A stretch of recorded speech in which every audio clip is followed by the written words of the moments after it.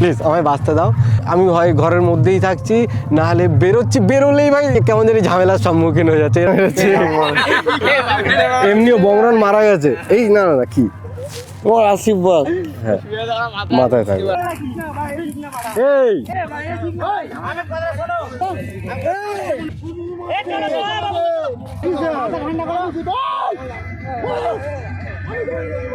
দাদা তুমি যাও দাদা, তুমি যাও দাদা। মেয়েটা ছেলেটাকে ছাড়বেই না, সব বিয়ে হয়ে গেল, 2 দিন থাকলো, 3 দিনের পর মেয়েটা পাল্টে গেল। হ্যাঁ ভাই, মেয়েটা পাল্টে গেল আর আমার মাথা ঘুরে গেল। পুলিশের সামনে যখন বলছে না না আমার অত ইচ্ছেই ছিল না, পরিস্থিতির কারণে আমি বিয়েটা করেছি। ওরে বাবা গো, আমি তখনই বুঝে নিয়েছি ভাই মেয়েরা চাইলে কাউকে বাঁচাতেও পারে আর কাউকে মারতেও পারে। Hey guys, welcome back to our channel. আমি বাপন আর তোমরা দেখছো বাপন বিশ্বাসের লাইফস্টাইল। এর আগের দিনও ব্লগ শুরু করেছিলাম, ভাবলাম একটু লাইফস্টাইল কিছু দেখাই। আবার ঝামেলা, যাই হয় সেটাই শুনি ভাই বংরনের সাথে মারামারি হয়েছে। না ভাই এরকম কিছু হয়নি, আমি ঝামেলা দিয়ে দূরে থাকতে চাই। জানি না কেন ঝামেলা আমার ঘাড়ে এসে পড়ে। নিজেকে ভালো লাগে যে হ্যাঁ অনেকে আমার গায়ে হাত তুলতে পেরেছে, আমি আর কারোর গায়ে হাতটা তুলি না, তো ঝামেলা দিয়ে দূরেই থাকি। কিন্তু এই লাস্ট 1 বছরে যা ঝামেলা দেখেছি না ভাই, নেওয়ার মতো না। ব্যারাকপুরে গিয়েও ভাই বাজে কন্ডিশন। ভাই ব্যারাকপুর দিয়ে চলে যাচ্ছি বগুলা, দেখছি ভাই কি বাজেভাবে মারামারি, মানে আমি বাঁচাতে শেষ হয়ে যাচ্ছি। তারপর দিয়ে আমি ঠিক করেছি ভাই আমি ঝামেলা যদি শুনি দূরেই থাকবো। ঝামেলা আমার লাইফ দিয়ে যাচ্ছে না, তাই আমি ঠিক করেছি এরকম মন খারাপ বসে থাকলে হবে না, ঝামেলাকে নিয়েই এগোতে হবে আর ঝামেলা অ্যাভয়েড করতে হবে। এর আগের দিনও আমি অ্যাভয়েড করে গেছি ভাই, দুগ্গা আমি কোনো ঝামেলায় নেই। প্লিজ আমায় বাঁচতে দাও। আমি হয় ঘরের মধ্যেই থাকছি, না হলে বেরোলেই ভাই কেমন জানি ঝামেলার সম্মুখীন হয়ে যাচ্ছে। এর আগের দিন ভিডিও শ্যুট করতে যাচ্ছি ভাই, হট করে এমন একজনের সাথে দেখা হলো, আমি বলছি ভাই দাঁড়া ভাই মোটামুটি ওইখান দিয়ে রেলগেট মানে পালাচ্ছে, দাঁড়িয়ে আমি বললাম ঠিক আছে ভাই এই জায়গাটায় গিয়ে কথা বলি। ওই জায়গাটা ঠিকঠাক মনে হয়, আমি বললাম কথা বলি।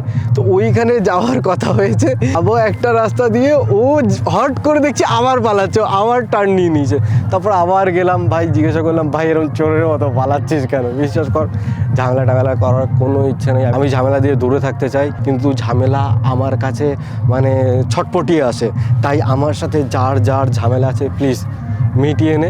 যতক্ষণ একা থাকি ঠিক আছে, না হলে ভাই সেই কেমন জানি মনে হয় ঝামেলা জানি আমি ঝামেলা চাই না, ঝামেলা চলে আসে বা ঝামেলা হয়ে যায়। লাস্টে ক্যালকুলেশন করলাম হ্যাঁ ভাই এরকমটাই তো হয়েছিল, ঝামেলা তো আমি মানে ছিলামই না। একজনকে মারছিল আর একজনের কাছে কল আসছিল আর আমি বাঁচাতে যাব কথা হয়েছিল। আমি ভাবলাম ভাই যে রক্ষক সেই ভক্ষক করছে, আমি কোথায় বাঁচাতে যাব? তারপরে এমন একটা পরিস্থিতি আসে যে প্রচুর বাজে কাণ্ড। আমি বললাম জি নাম না যাবে না। আমি বললাম দেখো ঝামেলা দিয়ে আমি দূরে থাকতে চাই, কিন্তু ঝামেলা আমার ঘাড়ে এসে পড়ে। সেই ঝামেলা কোথা দিয়ে কী হয়ে গেল। আর সোনার চেনটা বিশ্বাস করো আমায় কেউ দেয়নি। আমার মা বলতো যে তোর গলাটা ফাঁকা লাগে, তুই আমার এই যে সোনার চেনটা আছে তুই পর। আমি তারপরে দুর্গাপুজোয় গেছিলাম কলকাতা, আমি বলেছি ভাই আমার সোনার চেনটা অন্তত দিয়ে দে। আমার না আমার মায়ের, ঠিক আছে না, ইভেন আমি তো ওর যা কিছু ছিল সব কিছুই দিয়ে দিয়েছি। দুর্গাপুজোয় এমন একটা রিল আমার খারাপ লেগেছে, জানি না তার খারাপ লেগেছে কি লাগেনি জানি না। এই ভিডিওটা যদি তার বাবাকে দেখায় তারও খারাপ লাগবে। এটা ঠিকই যে যাদের সাথে মিশবে, যাদের সাথে ঘুরবে তাদের প্রভাব তোমার উপরও পড়বে, কিছু করার নেই। কিন্তু আমার পছন্দ, আমার ইচ্ছা আলাদা, নিজেকে চেঞ্জ করেছি। মানুষের জীবনের কোনো ঠিক নেই যে আজকে ঘুম ভাঙলে সকাল, না ভাঙলে পরকাল। তো সবাই প্রতিটা দিন ভালোভাবে কাটানোর চেষ্টা করে, কেউ অতটা লং টাইমের আমি তো ভাবি না। আমি এতদিনের কথা ভেবে আজকে কি অনেক আগেই ডিসিশন নিয়েছি অ্যান্ড সেই ডিসিশনেই চলছি যে এটা ভালো লাইফ কাটাতে গেলে ভালো মানুষ অবশ্যই আশেপাশে দরকার। আর তাদের চেনো জানো, মনে হবে যে হট করে একা হয়ে গেছি তো কী হয়েছে, সুযোগ পেয়েছো, এরকম সুযোগ সবাই পায় না, আমি পেয়েছি, ভালো। আবার যদি নতুন করে সব শুরু করতেই হয় অসুবিধা কি, খুব ভালোভাবে কাটাবো। আর বিশ্বাস করো এই ভায়োলেন্স মানে আগের যেই ভিডিওটা আমার প্রোফাইলে পোস্ট হয়েছে ভাই, কোটি কোটি ভিউ, এইসব লোকে যদি পছন্দ করে বিশ্বাস করো আমার তো মনে হয় ভাই আমি 30 দিন যদি ব্লগ করি না 7 দিন ভায়োলেন্স দেখতে হবে আমার ব্লগে। মানে হ্যাঁ ভাই এটা পাহাড়ে নাই বলতে গেলে চলে, কিন্তু আমি যদি এদিক কলকাতা ব্যারাকপুর, হ্যাঁ আমি সব জায়গায় থেকেছি ভাই, সব জায়গার রিপোর্ট আমার কাছে আছে। তো পাহাড় ইজ বেস্ট ভাই, বেস্ট। যোগগ্রাম আমার ভালো লাগে কেন, এইখানে আমি ছোট দিয়ে বড় হয়েছি, তো এইখানের প্রতি একটা আলাদা টান আমার থাকবেই। তো এই জায়গার প্রতি টান আর পাহাড়ের প্রতি ভালোবাসা আমার অনেক। তো গাইস চলো এখন একটু ঘুরে নিই, আর ভাল লাগছে না একা একা কথা বলে যাচ্ছি, সবার সাথে গল্প করবো আর ব্লগ করবো, ওকে। আর আজকে আমি চেষ্টা করব পুরোপুরি ভায়োলেন্স দিয়ে দূরে থাকা, ঠিক আছে, পুরোপুরি চেষ্টা করব ভায়োলেন্স দিয়ে দূরে থাকার। মানে আমি তো আজকে দিই না ভাই, 2024-এর কয়েকটা ডেটের পর দিয়ে আমায় কেউ বলতে পারবে না যে রন তুই এর গায়ে বা এর কোনো একটা জায়গায় এরকম টাচ পর্যন্ত করেছিস। ওরকম চেঞ্জ করতে করতে ভাই আমি লাস্টে হয় না ফেড আপ হয়ে গেছিলাম ভাই, এরকম চেঞ্জ করছিলাম না যখন, যে ভাই ফু মারতে পারে না সেও ইট মারছে আমার, ছি। চলো এখন একটুখানি ঘুরতে যাই। জানি না এতগুলো কথা বললাম, এর মধ্যে দিয়ে কতগুলো কথা আমি এইখানে অ্যাড করব, কথাগুলো বাদ দেব, কারণ আমি এডিট করার সময় এখনও ভাবি এর আগের ভিডিওটাও মোটামুটি 40 দিয়ে 50 মিনিটের হয়েছিল। আমি শুধু কথাগুলো শুনে মনে হচ্ছিল না এইগুলো বললে ওর লাইফে প্রচুর খারাপ একটা ইম্প্যাক্ট পড়বে, যেটা আমি চাই না।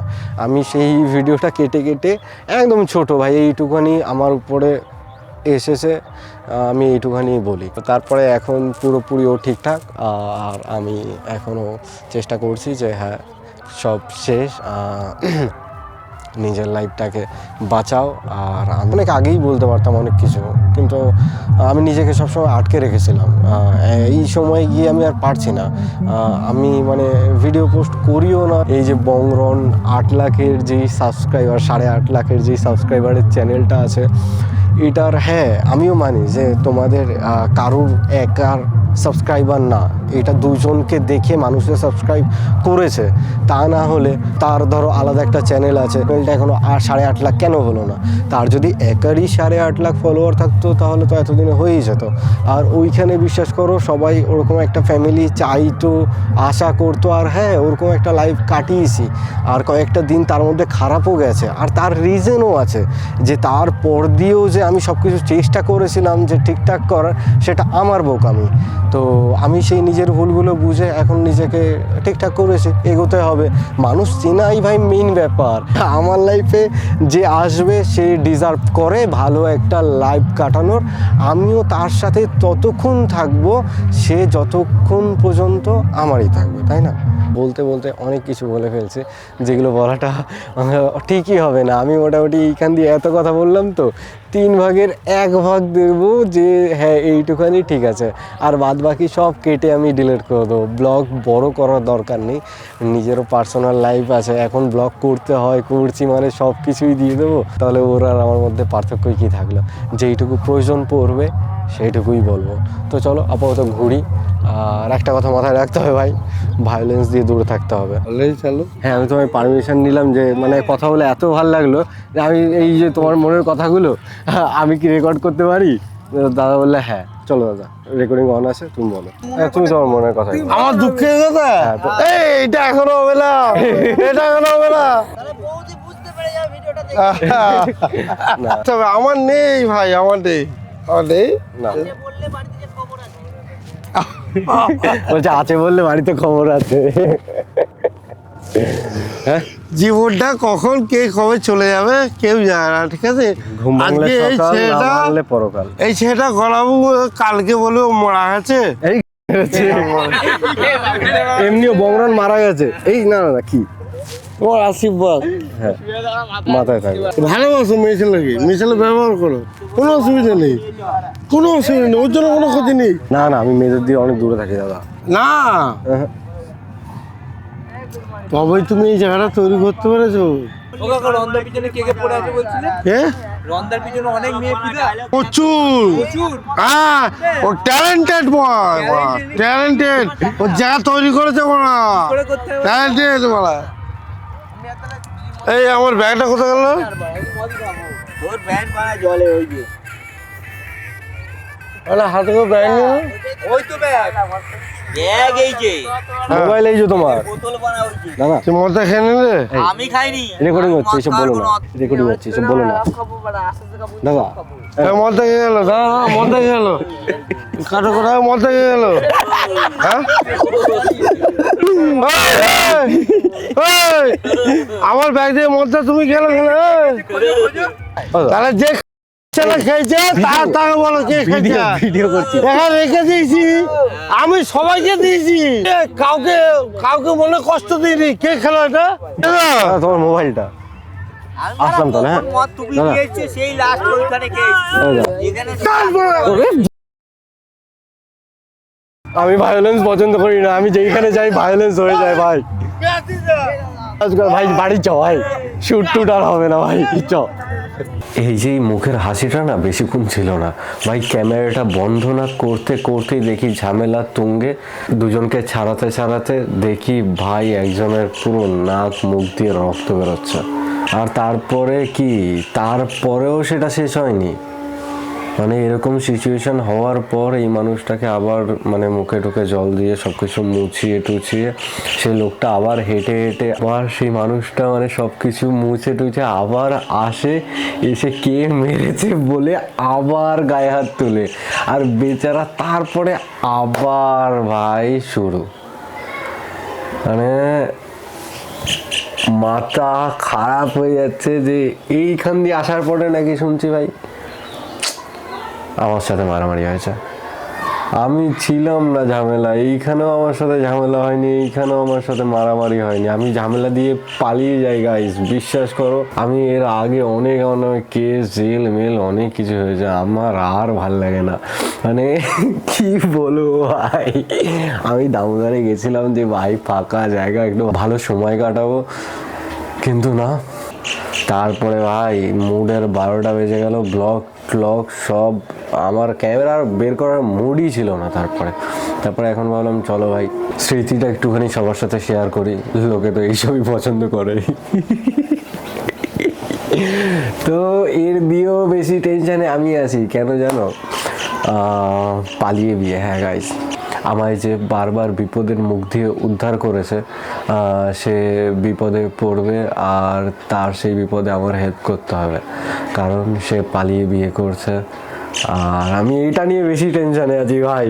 আমি ব্লগের শুরুতে বলতেই ভাই ওই ব্লগেই ঝামেলা হয়ে গেল। আমি ভাবছি ভাই পালিয়ে বিয়ে এইখানে, ভগবান প্লিজ তোমরা একটু প্রার্থনা করো এই ঝামেলা জানি না হয় ভাই। তো গাইজ, পালিয়ে বিয়ের ব্লগটা আমার মনে হয় না করাটা ঠিক হবে, জানি না। আমার যদি এখন দেখো ব্লগ করতেই হয়, লাইফস্টাইল করতেই হয়, লাইফস্টাইল কি, আমি যেমনভাবে দিন কাটাচ্ছি, আমি যেমনভাবে চলছি ফিরছি, আমার সাথে কি হচ্ছে না হচ্ছে, এগুলোই হচ্ছে গাইজ। তোমরা যদি দেখতে চাও আমি ব্লগ করতে রাজি আছি। আর কি করবো, পোস্ট করলে তোমরা ভাই এত আমার ভিডিও পছন্দ করছো, ওফ। আরে ফেসবুক খুললেই বংরন ও যে মারা গেছে সে, তার কথা বলছি, আমার কথা কেউ আলোচনাই করে না, কারণ আমি ভাই প্রচুর খারাপ একটা মানুষ। আমার দিয়ে খারাপ মানুষরা প্রচুর দূরে থাকবে। চলো গাইজ, আজকের ব্লগটা এই পর্যন্তই। ভালো লাগলে লাইক কমেন্ট শেয়ার, আর দেখা হচ্ছে নেক্সট ব্লগে। আর জানি না নেক্সট ব্লগ কবে আসবে, কারণ পালি বিয়ের ঝামেলা, প্রচুর টেনশন। ভগবান বাঁচিয়ে নিও। আমি অনেকবার বারণ করেছি, দেখ পালিয়ে বিয়ে করার কোনো দরকার নেই, প্রথমত বিয়ে করার দরকারই নেই, তারপরে ভাই পালিয়ে বিয়ে মানে বিপদের পরে বিপদ, বিয়ে আবার পালিয়ে বিয়ে। তো আমি কিছু করার নেই। দেখো এখন যখন হয় না যে দুজন ঠিক করে ফেলেই বিয়ে করবে, তো ভাই ও বিয়ে কেউ আটকাতে পারবে না, কেউ না। বিপদে যতটা পাশে থাকা যায় আর সেটা বিপদের দিন না হয়ে জানি একটা ভালো দিনে পরিণত হয়, তার জন্যই আমরা আপ্রাণ চেষ্টা করব, কোনো চাপ নেই। আর যদি জেলে টেলে দেখো তাহলে ভাববে আজকে যে মারামারির কেসটা দেখেছো এর জন্য জেল টেল হবে না, এরপরে যেই কাণ্ডটা আমি করতে যাচ্ছি ওর জন্য আবার থানা পুলিশ হতে পারে গাইস। বাই চান্স যদি দেখো যে হ্যাঁ রন্দা আবার জেলে বা লকআপে টাকাপে, হট করে ঘাবড়ে যাওয়ার কিচ্ছু নেই, ভাববে হ্যাঁ রন্দা কাণ্ড ঘটিয়েছে আর রন্দার সাথেই হচ্ছে এইসব জিনিসগুলো। ভালো লাগে ভাই, আলাদাই একটা কিক পাই। একটা ডিপ্রেশনে ছিলাম যে এই মারামারিটা যেটা হলো এটা মিটবে কিনা, তারপরে এই দুজনকে ভালো মতো বোঝালাম যে দোষটা দুজনেরই ছিল। মানে যে মারামারিটা হয়েছে মেরেছে দুজনই, এ ওকেও মেরেছে এ ওকেও মেরেছে ভালোভাবেই, কিন্তু যেই পক্ষ নাকে মেরে দিয়েছে সেইখান দিয়ে ভাই ভালো মতো রক্ত বেরোচ্ছিল। তো কাকু তাড়াতাড়ি ভালো হয়ে যাও, পালিয়ে বিয়ে মোটামুটি যারা দিয়েছো তারা জানো যে ভাই কত ধরনের রিস্ক। আর সব দিয়ে রিস্ক কোথায় হয় জানো তো, মেয়েরা ভাই প্রচুর পাল্টি খায়। এর আগের বারে আমি একটা বাজে কেস খেয়েছিলাম কি জানো, মেয়েটা ভাই পালিয়ে বিয়ে করলো, ভাই সব ঠিকঠাক, মেয়েটা ছেলেটাকে ছাড়বেই না, সব বিয়ে হয়ে গেল, 2 দিন থাকলো, 3 দিনের পর মেয়েটা পাল্টে গেল। হ্যাঁ ভাই মেয়েটা পাল্টে গেল আর আমার মাথা ঘুরে গেল। পুলিশের সামনে যখন বলছে না না না আমার অত ইচ্ছেই ছিল না, পরিস্থিতির কারণে আমি বিয়েটা করেছি, উড়িয়ে বাবা গো। আমি তখনই বুঝে নিয়েছি ভাই মেয়েরা চাইলে কাউকে বাঁচাতেও পারে আর কাউকে মারতেও পারে। তাই জানি না বন্ধুগণ, তোমাদের আশীর্বাদ আছে, আমার মনে হয় কিচ্ছু হবে না, এই পালিয়ে বিয়েটা হবেই। কারণ ওরা দুজন ঠিক করে রেখেছে, মানে মেয়ে আর ছেলে দুজনেই ঠিক করে রেখেছে বিয়ে হবে মানে হবে। আর এখন জাস্ট আমরা তার একটা ঢাল, মানে তাকে হয় না যে কোনো ধরনের কোনো প্রবলেম জানি না আসে, যতটা পারবো বাঁচানোর চেষ্টা করব। আর ইনস্টাগ্রাম যদি সব ঠিকঠাক থাকে তাহলে ইনস্টাগ্রাম স্টোরিতে তোমরা দেখতে পাবে যে মিশন সাকসেসফুল। তো বন্ধুগণ চলো টাটা, কারণ আমাদের এখন মিশনে বেরোতে হবে। আর এটার ব্লগ করছে না, আমি প্রচুর টেনশানে আছে। আর শেষমেশ আমার এই একটাই সম্বল আছে, এই ক্যামেরাটা, আমার কাছে কিচ্ছু নেই, মানে আমি সব দিয়ে দিয়েছি। আগের ক্যামেরাটা ওরই ছিল, দেওয়ার কি ভাই, ওর জিনিস। ও দুর্গাপুজো যখন এসেছিলাম তো সব ঠিকঠাকও ছিল। দুর্গাপুজো তোমরা ভাবো যে দুর্গাপুজোয় আমি পাহাড়ে, না ভাই দুর্গাপুজো এসেছিলাম, আমার মন খারাপ লাগছিল, আমি বাড়ি ঘর দুয়ার সব ছেড়ে ভাই ওর সাথে আমি ওকে বলছি আমার খারাপ লাগে ভাই, আমার তুই ছাড়া কেউ নেই। দুর্গাপুজোয় সব ঠিকঠাক, রাত সব ঠিকঠাক, যেমন কাটাই আমরা সব রাত কাটিয়ে দিনের বেলায় ভাই কিউ ক্যামেরা নিল ভাই, ভাঙা ফোনটা রাখলি, বাবার হাত ধরে চলে গেলি, মানে আলাদাই হো। তারপরেও একবার এসেছিলাম ভাই, আমি ব্লগে এগুলো আগে তোর লাইফস্টাইল শেয়ার করতে পারিস নি ভাই। লোকে ভাবে যে হ্যাঁ পাহাড়ে গেছে, পাহাড়ে গিয়ে এদের মধ্যে মনে হয় সব কিছু আলাদা হয়ে গেছে। না ভাই, দুর্গাপুজোয় আমরা এসেছিলাম, অনেক কিছু হয়েছে। দুর্গাপুজোয় আমি এসে ওয়েট করছি, তোমরা যে রিলটা দেখবে সে তো এলো না, মানে কি একটা স্যাড সঙ্গে রিল বানিয়েছিলাম, ওটা হচ্ছে দুর্গাপুজোয় আমি কলকাতা এসেছিলাম তখন। তো সব ঠিকঠাকই ছিল। তারপরের দিন সকালবেলায় ওর বাবার হাত ধরে সোজা চলে গেল, আমি ওয়েট করছিলাম, কষ্টও পাচ্ছিলাম ওই ঘরটায়। তারপরে আর আমি আর থাকতে পারছিলাম না, যে ভাই আমি সব কিছু ছেড়ে ছুড়ে তোর কাছে আসলাম, তুই তোর বাবার হাত ধরে কী করে চলে গেলি। 3 দিনের দিন আমি আর কিছু হচ্ছিল না আমার কাছে ওই ঘরের মধ্যে। এই ঘরটাও আমার ভালো লাগে না, এই ঘরটা ছেড়ে আমি পালাচ্ছি, আমার এই ঘরেও মন টেকে না, শুধু বাইরে ঝামেলা ঝাঁটিতে ফেসে যাই। তাই আমি এইখান দিয়ে খুব তাড়াতাড়ি পাহাড়ে পালাবো গাইস, খুব তাড়াতাড়ি। এইখানে মানুষ অলরেডি যা ঝামেলায় পড়ে আছে, আলাদা করে ঝামেলায় পড়ার কোনো দরকার পড়ে না, এমনিই ঝামেলা হয়ে যায়। আর সেখানে আমি ফেসে যাই, আমার কপালে ঝামেলা আছে, শুধু ঝামেলা মারামারি। বিশ্বাস করো আমার তো মনে হয় যাদের সাথে মারামারি হয়েছে এরা কেউ অপরাধ না, রক্ষক ভক্ষক কেউ। আমি এতক্ষণ ধরে যা গল্প করেছি, এই ব্লগটা মানে শ্যুট করতে করতে যেরকমভাবে মারামারিটা হলো, এইটা দেখার পর আমার মনে হয় আমার কপাল খারাপ, আমি যেইখানে যাই সেইখানে মারামারি হয়। তোমরা সবাই ভালো থাকো, আমিও আসলাম গাইস।